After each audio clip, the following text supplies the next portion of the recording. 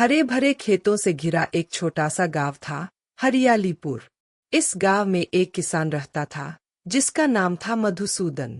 मेहनती, ईमानदार और बहुत ही शांत स्वभाव का आदमी था वह। उसकी सबसे बड़ी पूंजी उसका खेत और उस खेत के किनारे खड़ा नीम का पुराना पेड़ था। उस पेड़ पर ही रहता था एक सफेद सा छोटा कबूतर, चिन्नू। चिन्नू बाकी कबूतरों जैसा नहीं था। वह बहुत छोटा, थोड़ा कमजोर और उड़ान में हल्का सा डरपोक था। जब दूसरे कबूतर झुंड में उड़ते, तो वह पेड़ पर बैठा बस उन्हें देखता रहता। लोग उसे डरपोक कबूतर कहकर चिढ़ाते थे, पर किसान मधुसूदन हमेशा मुस्कुराकर कहता, हर कोई अपनी उड़ान के सही वक्त पर उड़ता है।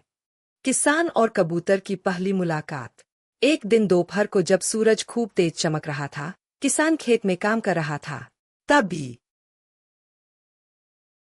तभी उसने देखा कि नीम के नीचे एक छोटा सा कबूतर घायल हालत में पड़ा है।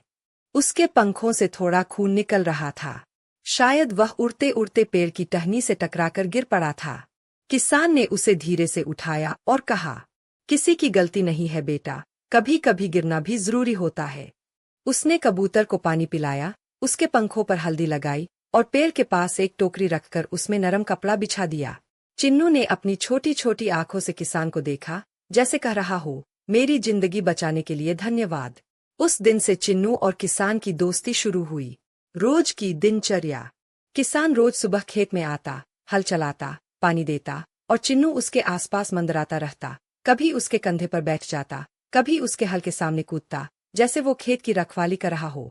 जब किसान खेत से लौटता, चिन्नू उसके सिर के ऊपर उड़ता हुआ उसके घर तक साथ जाता।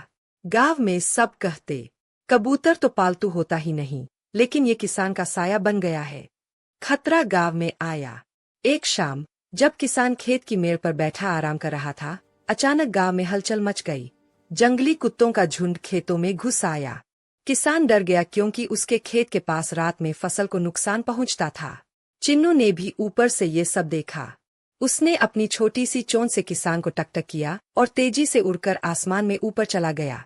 वह नीचे घूमते कुत्तों के ऊपर चक्कर लगाने लगा, जोर जोर से गुटर